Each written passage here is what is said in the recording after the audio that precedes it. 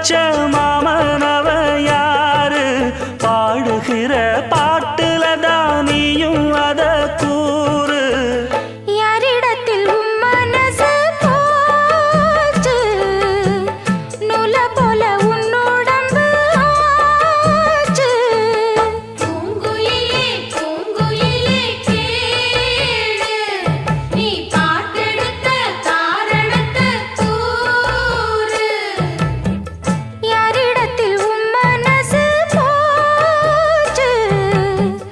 நூல போல உன் உடம்பு ஆச்சு